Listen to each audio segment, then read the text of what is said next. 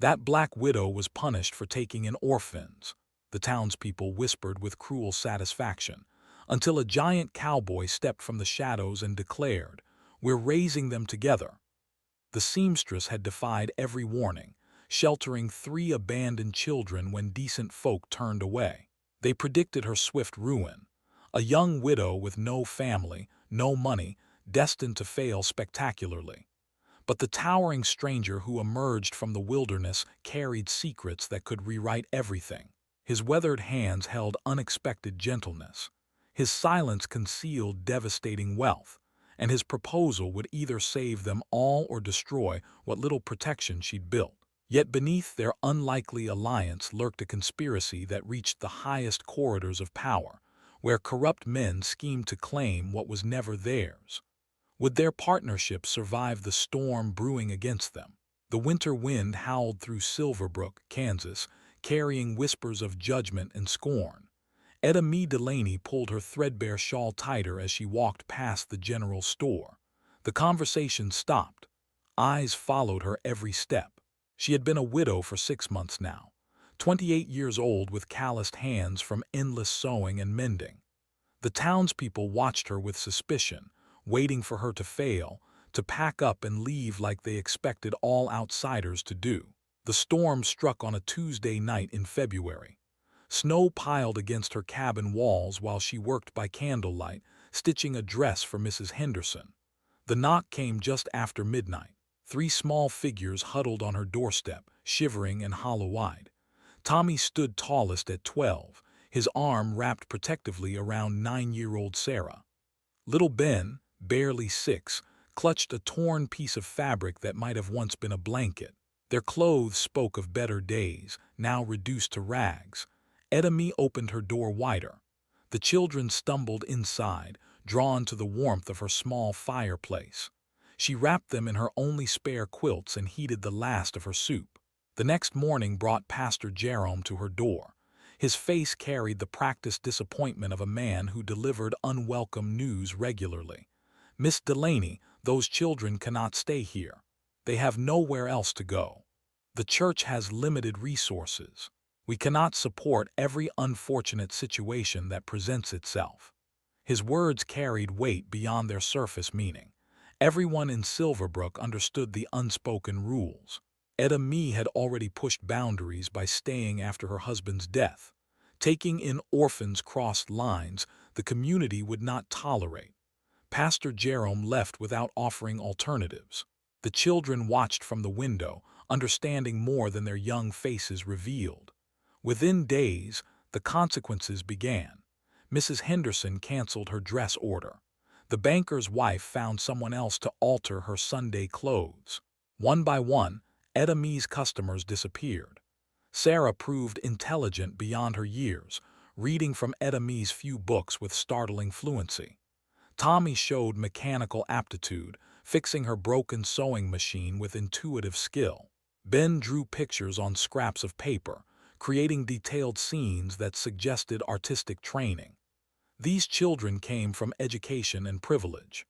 Their speech patterns, their manners, their knowledge all pointed to backgrounds far removed from abandonment and poverty. Cornelius Blackwood arrived on a Thursday. His polished boots clicked across Etta Mae's wooden floor as he surveyed her modest home with calculating eyes. As the largest landowner in 3 counties, his word carried legal weight. "Miss Delaney, these children require proper supervision." "They have proper supervision. An unmarried woman with no family connections cannot provide what they need. I am prepared to take responsibility for their care." The offer sounded generous. Etta Mae had heard stories about Blackwood's ranch operations. Workers who started as temporary help and never earned enough to leave. Children who began as wards and aged into unpaid labor. "They stay with me." Blackwood's smile turned cold. "The territorial judge will be visiting next month. We will discuss this matter with proper legal authority." After he left, Etta Mae found herself staring at her dwindling food supplies. Her savings had lasted 6 months. Now, with 3 additional mouths to feed and no incoming work, she faced impossible mathematics. The first mysterious delivery appeared 2 days later. A bag of flour, dried beans, and salt pork sat by her door while she taught the children their letters. No note, no explanation. More supplies followed.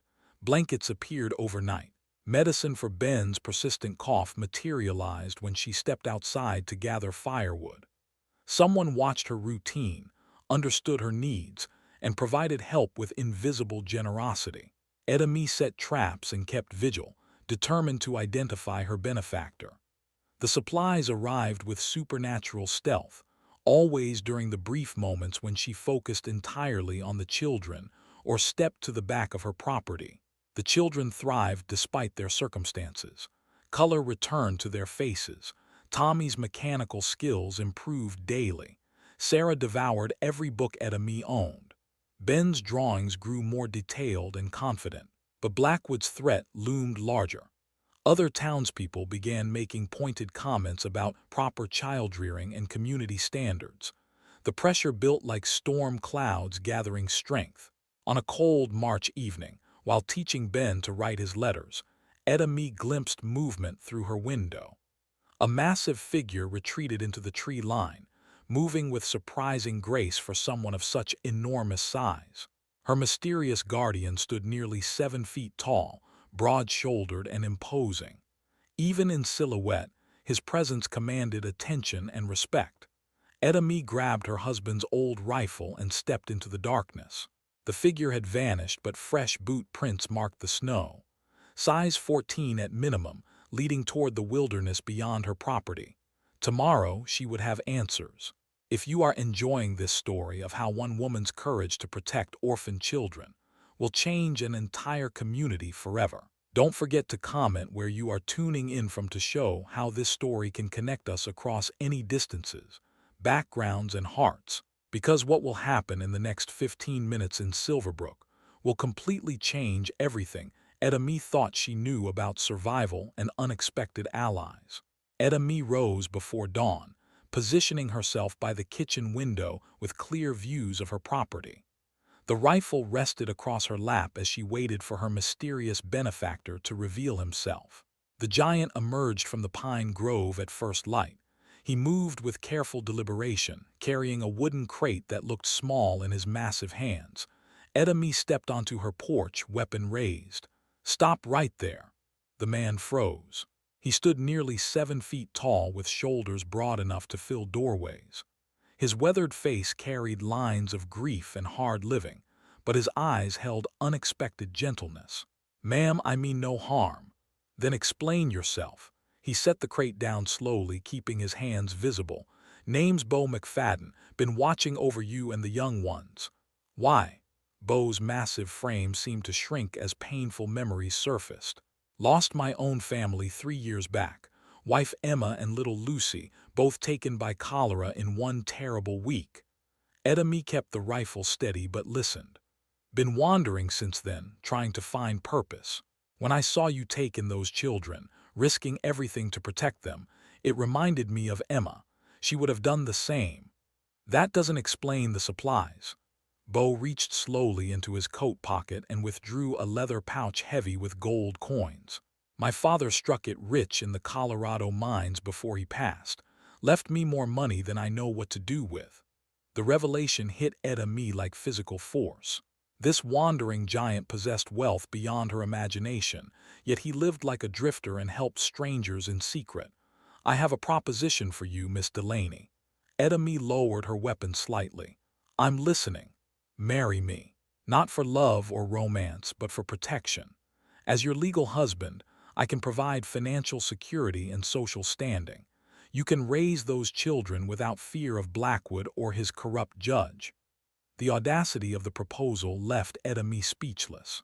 Marriage to a complete stranger, even one who had helped her family, represented a leap of faith that terrified her.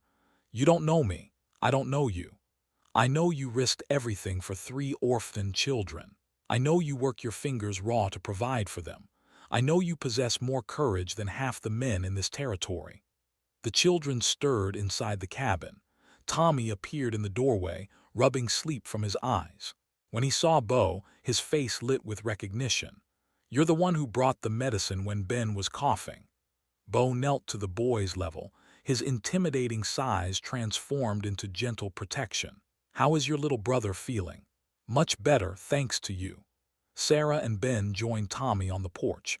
They showed no fear of the giant stranger, only curiosity and gratitude. Children possessed instincts about people that adults often ignored. These three trusted Bo completely. Think about my offer, Bo said to Ed and me. I'll respect whatever boundaries you set. Separate living quarters, no expectations beyond protecting this family. Before Ed and me could respond, Hoofbeats announced unwelcome visitors. Blackwood rode up with two companions, his face twisted with righteous anger. Miss Delaney, who is this man on your property? A friend offering assistance. Assistance from vagrant strangers raises serious questions about your judgment with children present. Bo rose to his full height, towering over Blackwood even while the man remained mounted. His presence commanded immediate respect and caution. Cornelius Blackwood, I presume. Your reputation precedes you. And you are? Bo McFadden, formerly of the 3rd Colorado Cavalry. I served under Colonel Morrison during the Indian campaigns. The military credentials shifted the dynamic instantly. Even corrupt territorial judges respected war heroes and their connections. These children require proper supervision, Mr. McFadden. Miss Delaney lacks the resources and social standing necessary for their welfare. That situation may change very soon. Blackwood's eyes narrowed. What do you mean? Miss Delaney has accepted my proposal of marriage. As her husband, I will ensure these children receive everything they need. Edamie's heart raced. She had not accepted anything, but Bo's declaration created protection she desperately needed. Blackwood could not argue against a military veteran with obvious financial means. When did this engagement occur? Just now, Edamie heard herself saying. Mr. McFadden has been courting me for several weeks. The lie came easily, born from desperation and maternal instinct. Blackwood's face darkened as his simple plan became complicated. Judge Morrison will want to verify this arrangement. Judge Morrison is welcome to review my military service record and financial statements. I assure you, everything is in order. After Blackwood left, muttering threats and promises of further investigation, Edamie faced her new reality. She had committed to marrying a stranger to protect 3 orphaned children. You didn't have to lie for me, Bo said quietly. Yes, I did. Those children need protection and you're offering the only solution that makes sense. So you accept. Edamie looked at Tommy, Sarah, and Ben watching from the porch. Their faces showed hope for the first time since arriving at her door. She thought of her late husband and the promises she had made about protecting the innocent. I accept your proposal, Mr. McFadden, but we do this properly, with clear expectations and mutual respect. Bo nodded solemnly. I wouldn't have it any other way, ma'am. The courthouse ceremony took place on a gray Thursday morning with only the children as witnesses. Judge Morrison performed the service with obvious reluctance, his disapproval radiating through every word. Edamie wore her best dress while Bo stood awkwardly in clothes that barely fit his massive frame. The marriage certificate carried legal weight that transformed everything instantly. Edamie McFadden possessed social standing that her maiden name could never provide. The children gained protection under the law that even Blackwood would struggle to challenge. Bo constructed a second cabin 50 yards from the main house within 3 days. His carpentry skills impressed Tommy, who watched every hammer stroke with fascination. The boy possessed natural mechanical aptitude that proper guidance could develop into genuine expertise. Can you teach me to build like that? Would be my pleasure, son. The word son carried weight that surprised both of them. Tommy beamed with pride while Bo realized how much he missed having a boy to mentor. Sarah discovered Bo's hidden library during his second week on the property. The wooden crate contained volumes of poetry, philosophy, and classic literature that revealed depths beyond his rough exterior. Emma had been a schoolteacher, and reading to her had become his greatest pleasure during their brief marriage. You have wonderful books. They belong to my late wife. She would want them read and appreciated. Sarah handled each volume with reverence. Her advanced reading skills suggested education far beyond what orphan children typically received. Questions about their background multiplied daily. Ben showed no fear of Bo's intimidating size. The youngest child climbed onto the giant's lap during evening meals, sharing drawings and stories with complete trust. Bo's gentle responses revealed a man transformed by fatherhood, even the unexpected kind. The community reaction split along predictable lines. Church ladies whispered about hasty marriages and improper arrangements. Working families with children of their own began defending Edomie's choices. The divide reflected deeper tensions about change and tradition in a frontier town. Mrs. Patterson approached Edomie at the general store 3 weeks after the wedding. Her own 4 children had befriended Tommy, Sarah, and Ben at the schoolhouse. "Your children are remarkable, Mrs. McFladden. Well-mannered, intelligent, and kind to the younger ones. Thank you. They're adjusting well to their new home." Where did they come from originally? The question everyone asked but few voiced directly. Edomie had no good answers. The children remembered fragments of their past but nothing concrete about family or origins. They were abandoned at the church during the winter storm. Everything before that remains unclear. Mrs. Patterson nodded sympathetically, but her eyes held curiosity that others surely shared. Blackwood's harassment escalated gradually. He filed complaints about property boundaries and livestock regulations. His men rode past the McFadden property at all hours, creating an atmosphere of intimidation and surveillance. The territorial judge arrived in April with official paperwork and serious accusations. Judge Morrison carried himself with the authority of federal appointment, but his loyalties clearly aligned with local power structures. "Mr. McFadden, questions have been raised about the legitimacy of this marriage and the welfare of the children involved." What kind of questions? Whether this arrangement serves the children's best interests or merely provides convenience for the adults involved. Bo's military bearing never wavered under pressure. Years of commanding men in dangerous situations had prepared him for challenges to his authority. "Judge, my wife and I provide these children with food, shelter, education, and love. Their welfare improves daily under our care. Mr. Blackwood suggests they might benefit from more structured supervision. Mr. Blackwood's suggestions serve his interests, not theirs." The verbal sparring continued for an hour.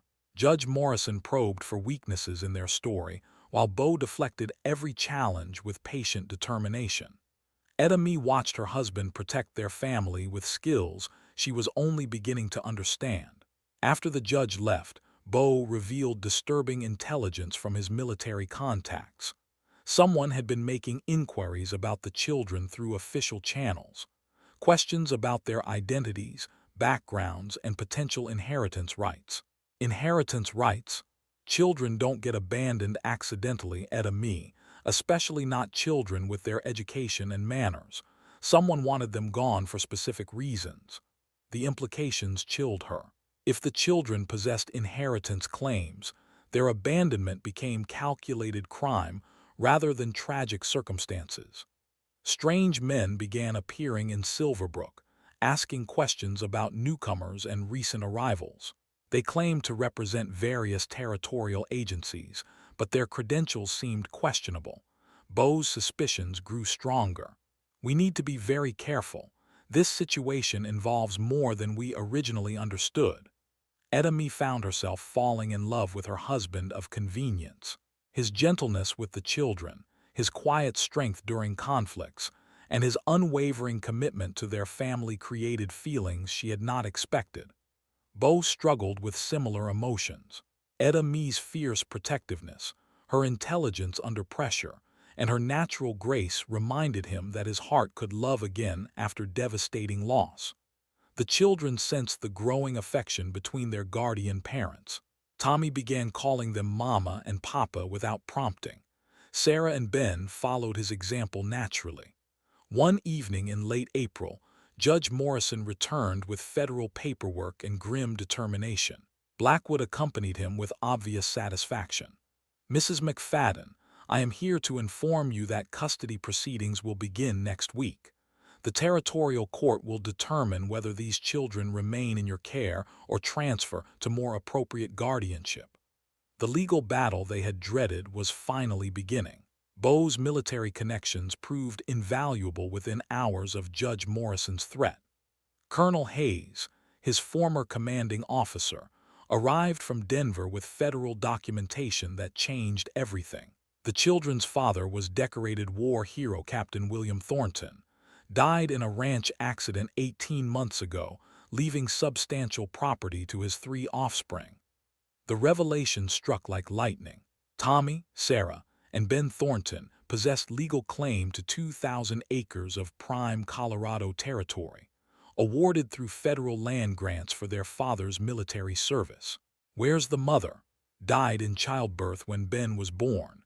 Captain Thornton raised them alone with help from his sister until the accident. Colonel Hayes spread official documents across Etta Mee's kitchen table. Property deeds, military service records, and inheritance papers painted a clear picture of calculated theft. Someone orchestrated their disappearance to claim the land illegally. The children were supposed to vanish permanently. Etta Mee studied the documents with growing horror. The 3 frightened children who appeared at her door had been deliberately abandoned by people who knew their true value. Blackwood knew all along. More than knew. He orchestrated everything through intermediaries and forged paperwork. Your husband's investigation triggered federal attention that exposed the entire conspiracy. Bo's contacts in territorial government had uncovered a network of corruption spanning multiple counties. Judge Morrison received regular payments to approve questionable land transfers. Several prominent ranchers had acquired property through similar schemes involving missing heirs. How did the children end up here? Blackwood's men were supposed to abandon them somewhere they'd never be found. Instead, they left them at the church during the storm, probably hoping they'd freeze to death. The cold calculation behind their abandonment made Etta Mee's blood boil. 3 innocent children treated as obstacles to eliminate rather than human beings deserving protection. The children absorbed the news about their true identity with remarkable maturity. Tommy remembered more details about their father once prompted. Sarah recalled their house and the extensive library that had fostered her love of reading. Ben drew pictures of places from his early childhood with startling accuracy. "Do we have to leave Mama and Papa Bo?" Ben's question voiced all their fears. Learning about their inheritance meant nothing compared to losing the family they had found. "Nobody's taking you anywhere," Etta Mee promised. "We'll fight for you no matter what it takes." Colonel Hayes brought additional reinforcements. Federal marshals arrived to investigate the land fraud conspiracy. Territorial authorities replaced Judge Morrison with a federal appointee who owed no favors to local power brokers. Blackwood's desperation grew obvious as his carefully constructed schemes unraveled. He increased pressure on townspeople who supported the McFadden family. His men harassed merchants who served Etta Mee. Property damage and intimidation tactics escalated daily. The new federal judge, Harrison Webb, possessed an impeccable reputation for fairness and integrity. His arrival shifted the legal landscape dramatically in favor of justice over corruption. Mr. Blackwood's petition for custody becomes quite interesting when examined alongside these inheritance documents. Judge Webb studied the evidence with methodical precision. Blackwood's supposed concern for the children's welfare appeared transparently fraudulent when their true value became known. The timing of his custody request coincides exactly with the land grant filing deadlines. Remarkable coincidence. The federal investigation expanded to include Blackwood's business associates and political connections. Several prominent citizens faced questions about their recent property acquisitions and relationship to missing heirs. Etta Mee watched her husband coordinate with federal authorities like the military officer he had been. Bo's organizational skills and strategic thinking impressed investigators who relied on his local knowledge and connections. "You were a fine soldier, McFadden. Your country owes you gratitude for exposing this corruption." "Just protecting my family, sir." The simple statement carried profound meaning. Bo had found his purpose again through defending the children and supporting Edami. His grief-driven wandering had ended in newfound mission and belonging. Community support for the McFadden family solidified as townspeople understood the true situation. Parents who had watched their own children befriend Tommy, Sarah, and Ben rallied to their defense. Mrs. Patterson organized a petition supporting Edami's custody. Over 60 families signed despite pressure from Blackwood's supporters. The document demonstrated genuine grassroots backing for the children's current placement. "Those children have thrived under Mrs. McFadden's care. They're happy, healthy, and well-educated. No court should separate a loving family." The custody hearing was scheduled for the following week. Judge Webb would review all evidence and make final determination about the children's future. The entire town planned to attend what had become the most significant legal proceeding in Silverbrook's history. Blackwood made one final desperate attempt to salvage his schemes. He approached Bo directly with an offer of partnership rather than confrontation. "We could share the land profits, enough wealth for everyone involved. Those children aren't for sale at any price." "You're making a serious mistake, McFadden. I have powerful friends who don't forget enemies." "Neither do I." The threat carried no weight against a man who had faced Confederate artillery and Cheyenne war parties.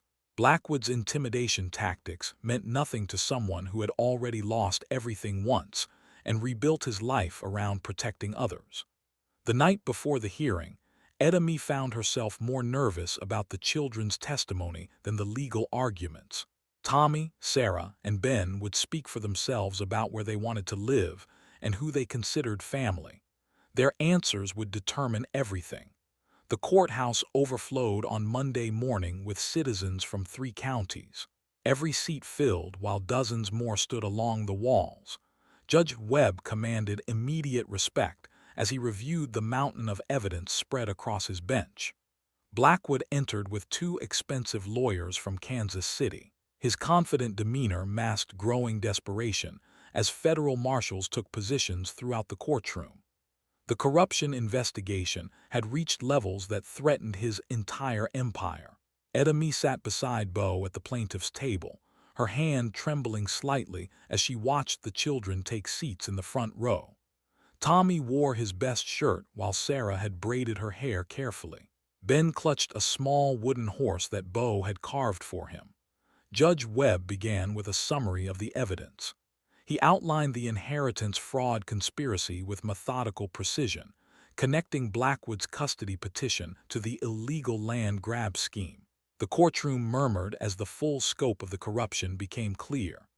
"Mr. Blackwood, your sudden concern for these children coincides remarkably with filing deadlines for their inheritance claim. Please explain this timing." Blackwood's lead attorney objected repeatedly, but Judge Webb pressed forward with uncomfortable questions. The federal judge possessed authority that local corruption could not influence or intimidate. "Your Honor, my client has always prioritized child welfare above personal considerations." "Indeed. Yet records show Mr. Blackwood inquired about the Thornton property 6 months before expressing interest in the children's custody." The contradiction hung in the courtroom air like smoke. Spectators shifted uncomfortably as they realized how thoroughly they had been manipulated by a man they had trusted with community leadership. Colonel Hayes testified about the federal investigation, presenting documented evidence of forged papers and illegal land transfers. His military bearing and unimpeachable credentials lent weight to accusations that might otherwise seem fantastical.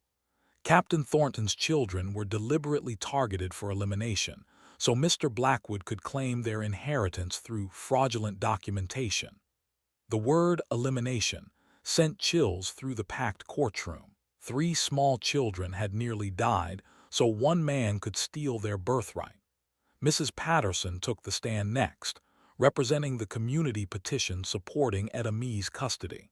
Her testimony carried the authority of a respected mother, whose own children had benefited from the Thornton siblings' friendship. Those children have transformed under Mrs. McFadden's care. They were frightened and traumatized when they arrived. Now they're confident, happy, and thriving in school. How do they interact with other children? Tommy helps younger students with their lessons. Sarah organizes reading circles for the girls. Ben shares his artistic talents freely. They're natural leaders who bring out the best in others. The parade of supporting witnesses continued for 2 hours.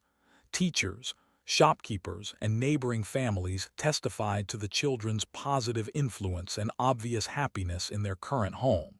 Bo's testimony focused on practical matters of provision and protection. He outlined the financial security he could provide, his military pension and inheritance creating stability most families could never offer. Judge Webb, these children need more than money. They need love, guidance, and the security of knowing they belong somewhere permanently. How has marriage changed your perspective on family? My first wife and daughter died before I could fully appreciate the gift of family. These children and my wife have given me a second chance to be the father and husband I was meant to be. The courtroom fell silent during Bo's emotional testimony. His visible transformation from grief-stricken wanderer to devoted family man impressed even skeptical observers. Etta Mee's moment came after lunch. She faced the packed courtroom with quiet dignity, her voice steady despite the enormous stakes.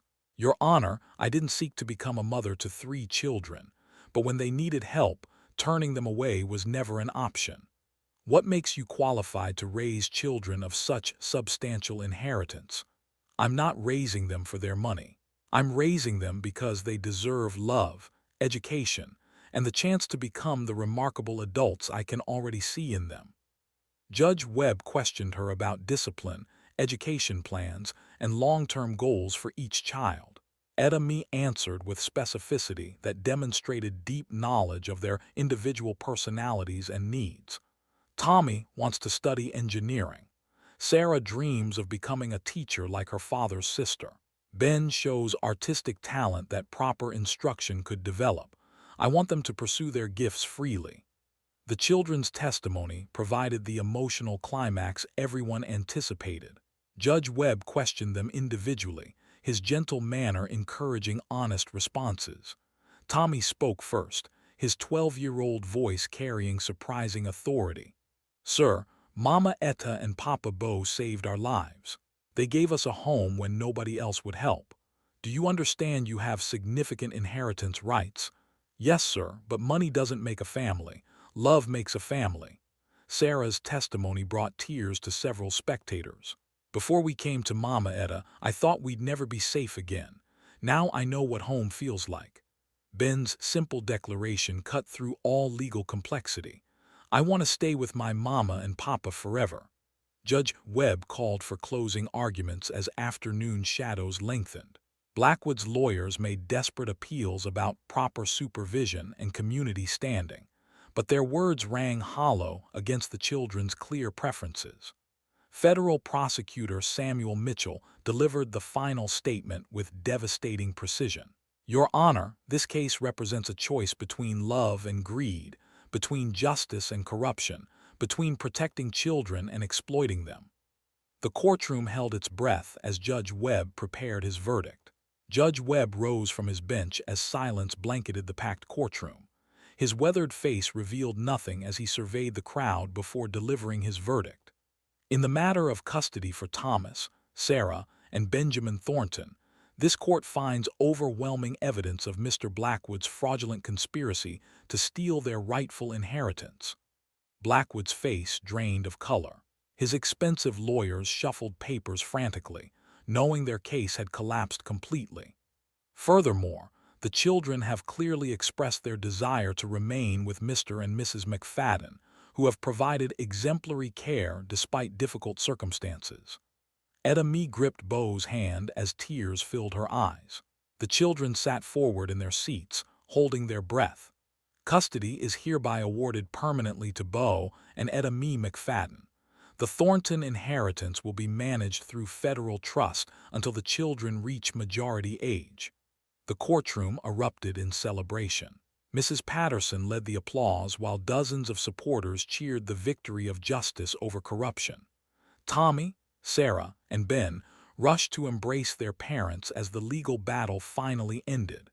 Judge Webb continued over the noise. "Mr. Blackwood, you will face federal charges for fraud, conspiracy, and child endangerment. Your property holdings are frozen pending complete investigation." Federal marshals approached Blackwood's table with arrest warrants. The man who had terrorized the community for years looked suddenly old and powerless as handcuffs clicked around his wrists. The celebration moved from courthouse to Main Street as townspeople surrounded the McFadden family with congratulations and support. Children who had befriended Tommy, Sarah, and Ben danced around them with pure joy. Pastor Jerome approached Edamee with obvious shame coloring his features. The same man who had refused help during the winter storm now sought forgiveness. "Mrs. McFadden, I owe you an apology. I let fear and prejudice cloud my Christian duty. Pastor, we all make mistakes. What matters is learning from them." Her gracious response impressed observers who might have held grudges for such treatment. Edamee's character had been tested by fire and proven unshakable. Colonel Hayes presented official documentation transferring the Thornton property to federal trust management. The 2,000 acres would generate substantial income for the children's education and future needs. "The land includes mineral rights and water access. Your children will never want for anything." "They already have everything they need," Bo replied. "Love, security, and family." The months that followed brought remarkable transformation to both the McFadden household and Silverbrook itself. Tommy's mechanical aptitude flourished under Bo's guidance as they built improvements to their expanding property. Sarah established a lending library using books purchased with trust fund money. Children throughout the county benefited from her passion for reading and education. Her dream of becoming a teacher grew stronger daily. Ben's artistic talents attracted attention from traveling merchants who commissioned drawings of local landmarks. His detailed sketches captured the beauty of frontier life with remarkable skill for someone so young. Edamee discovered pregnancy 4 months after the custody hearing.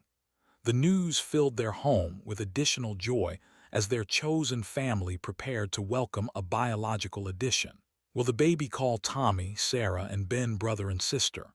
Of course, family isn't about blood, it's about commitment and love.